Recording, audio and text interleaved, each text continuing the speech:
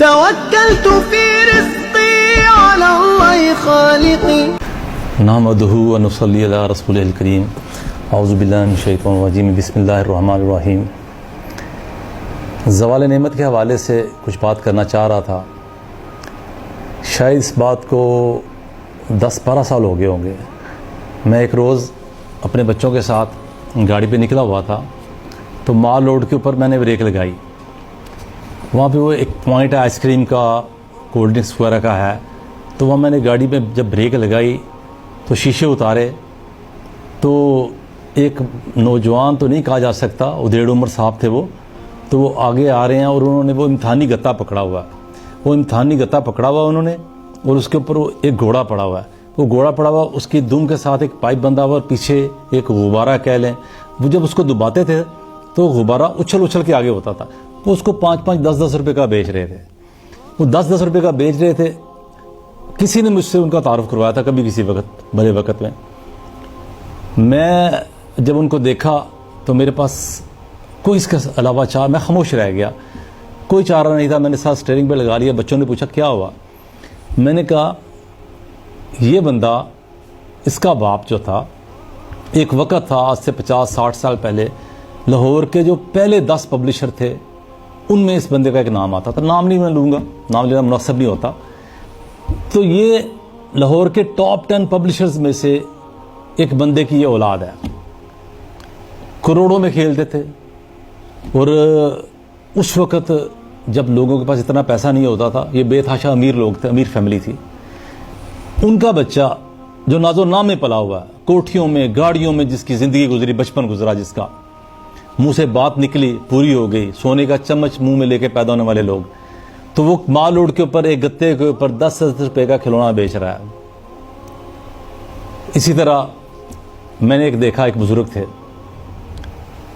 اس طرف ہمارے شمالی علاقہ جات کی طرف سے وہ آتے تھے، قرآن پاک کا کام کرتے تھے۔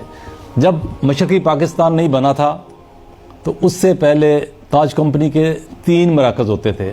اگر آپ کے پاس گھروں میں پرانا قرآن پاک پڑا ہوگا تاج کمپنی کا، آپ کی دادی اماں کے وقت کا یا نانی اماں کے وقت کا، تو اس پہ لکھا ہوگا تاج کمپنی لاہور، کراچی، ڈھاکہ۔ ایک ان کا دفتر ڈھاکہ میں ہوتا تھا، کراچی میں ہوتا تھا، ایک لاہور میں ہوتا تھا۔ تو وہ بزرگ جو تھے وہ اس علاقے کو، آپ کے جو سارا یہ شمالی علاقہ ہے، آزاد کشمیر ہے، صوبہ سرحد ہے، یہ سارا اس علاقے کو وہ کنٹرول کرتے تھے۔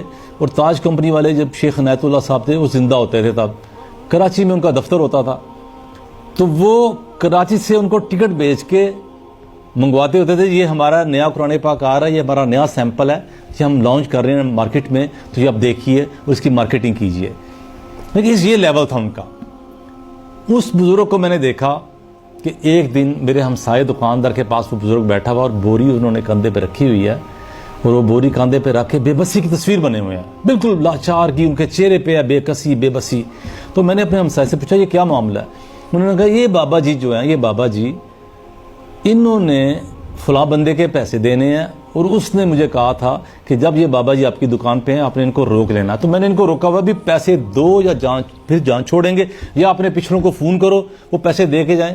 اندازہ کریے، وہ اندازہ کیجئے کہ وہ بندہ کہ جو پورا آپ کا شمالی علاقہ جات، جو پورے آپ کے آزاد کشمیر، جو پورا سطح مرتفع پوٹھوہار کا علاقہ اور تب کا صوبہ سرحد، سارا آپ کا آدھا پاکستان بن جاتا ہے جناب، اس کو سارے کو وہ کنٹرول کرتا تھا، اور قرآن پاک کی مارکیٹ اس کے پاس ہوتی تھی، اور تب صرف تاج کمپنی ہوتی تھی، تب دوسری کمپنیاں بھی نہیں ہوتی تھی۔ اب اندازہ کریں بزنس کا کیا عالم ہوگا، اس بندے کے کاروبار کا کیا عالم ہوگا۔ وہ وہاں پہ بیٹھا ہوا ہے کہ کوئی اس کو چھڑا کے لے جائے۔ سبب کیا ہوا؟ سبب یہ ہوا کہ ان کا جو بیٹا تھا وہ لاہور آتا تھا کاروبار کے لیے، باپ نے کہا بچہ جوان ہو گیا، بیٹا جایا کر، پیسے لے کے آیا کر، مارکیٹنگ کیا کر۔ تو پیسہ جب آیا، بندہ جوان تھا، پیسے کا منفی استعمال شروع کر دیا۔ نتیجہ کیا ہوا کہ دیمک کی طرح، جو کاروبار میں یہ دیمک لگ جاتی ہے۔ جب اللہ تعالیٰ کی نعمتوں کا آپ انکار کریں، اللہ تعالیٰ کی نعمتوں کی اپنا شکر گزاری کریں، اللہ تعالیٰ کی نعمتوں کا غلط استعمال کریں، تو تب اللہ تعالیٰ کی طرف سے سزا آتی ہے زوال نعمت کی شکل میں۔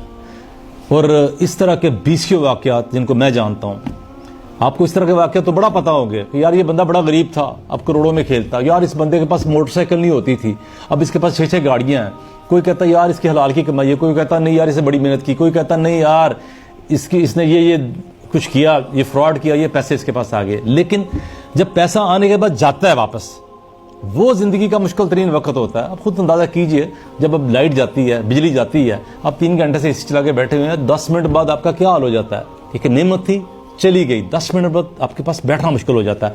پنکھے, آپ پھر پنکھے کی آرزو کرتے ہیں, یو پی ایس جواب دے جاتا ہے, پنکھے بند ہو جاتے ہیں, آپ ہاتھ والا پنکھا لے آتے ہیں. ہاتھ والا پنکھا نہیں ہوتا, آپ اس کہتے ہیں یار کاش میرے پاس ہاتھ والا پنکھا ہوتا. جب نعمت چلی جاتی ہے, نعمت رخصت ہو جاتی ہے, پھر بندے کو نعمت کی بڑی قدر ہوتی ہے. جب مال آتا ہے, نعمت آتی ہے, اس کے ساتھ بہت زیادہ برائیاں آتی ہیں. سیدنا عمر فاروق رضی اللہ تعالیٰ عنہ, ایران فتح ہوا, مسجد نبوی میں مال غنیمت کے ڈھیر لگ گئے. ڈھیر بڑھتا جا رہا ہے, مال آتا جا رہا ہے, ڈھیر بڑھتا جا رہا ہے. جوہرات آ رہے ہیں, ہار آ رہے ہیں, زیورات آ رہے ہیں, قالین آ رہے ہیں, عمدہ عمدہ پوشاکیں آ رہی ہیں, بہترین خلطیں آ رہی ہیں, سارا کچھ آ رہا ہے. جو بادشاہوں کا سامان تھا وہاں پہ آ کے بیٹھ گیا. جب سامان وہاں پہ آ گیا, سیدنا عمر رونے لگ پڑے. ساتھیوں نے پوچھا کہ آج تو خوشی کا دن ہے, آج آپ کس لیے رو رہے ہیں؟ آج تو اللہ تعالیٰ کی نعمتوں کی انتہا ہو گئی ہے. سیدنا عمر نے کہا کہ تم ان نعمتوں کو دیکھ رہے ہو, تم اس مال کو دیکھ رہے ہو, میں اس مال کے ساتھ آنے والی برائیاں دیکھ رہا ہوں. تو دوستو, زوال نعمت کے ہم شکار کیوں ہوتے ہیں؟ زوال نعمت کے شکار ہونے کی پہلی وجہ یہ ہوتی ہے کہ ہم اللہ تعالیٰ کا شکر ادا نہیں کرتے. دوسری وجہ یہ ہوتی ہے کہ جب اللہ تعالیٰ کی ہمیں نعمتیں مل جاتی ہیں, ہم ان نعمتوں کا جائز استعمال نہیں کرتے. پیسہ آتا ہے, وہ لوگ جو دیندار گھرانے ہوتے ہیں, پیسہ آتا ہے, ان کی عورتوں کے پردے کم ہونا شروع ہو جاتے ہیں, لباس کم ہونا شروع ہو جاتے ہیں, دوسری تیسری نسل پردے ختم ہو چکا ہوتا ہے. میں ایسے لوگوں کو جانتا ہوں کہ جن کے دوسری یا تیسری نسل, اوپر والی جو سائڈ تھی, اوپر والی طرف جو تیسری نسب تھا ان کا, بہترین دیندار, بہترین پردہ دار. پیسہ آنا شروع ہوا, اللہ نے پیسہ دے دیا. دینداری کے سبب اللہ تعالیٰ نے انعام کیے, ہم نے کیا کیا؟ ہم نے ان انعامات کی توہین کرنی شروع کر دی. اللہ تعالیٰ کے انعام کی سب سے زیادہ توہین یہ ہوتی ہے کہ اللہ تعالیٰ آپ کو ایک انعام دیتا ہے, اللہ تعالیٰ آپ کو گاڑی دیتا ہے, آپ نافرمانی کے کام کے لیے نکل جاتے ہیں. اللہ تعالیٰ آپ کو پیسہ دیتا ہے, آپ پیسے کا منفی استعمال کرنا شروع کر دیتے ہیں, حرام کاریاں شروع کر دیتے ہیں. تو زوال نعمت سے بچنے کے لیے پہلی شرط یہ ہے کہ اللہ تعالیٰ کی نعمتوں کا شکر ادا کیا جائے. اللہ تعالیٰ سے دعا ہے کہ اللہ تعالیٰ ہمیں اپنا شکر گزار بندہ بنائے اور ہمیں زوال نعمت سے محفوظ رکھے اور ہماری اولادوں کو بھی زوال نعمت سے محفوظ رکھے. آمین یا رب العالمین. تركت بضاعتي دنياي تركت هواي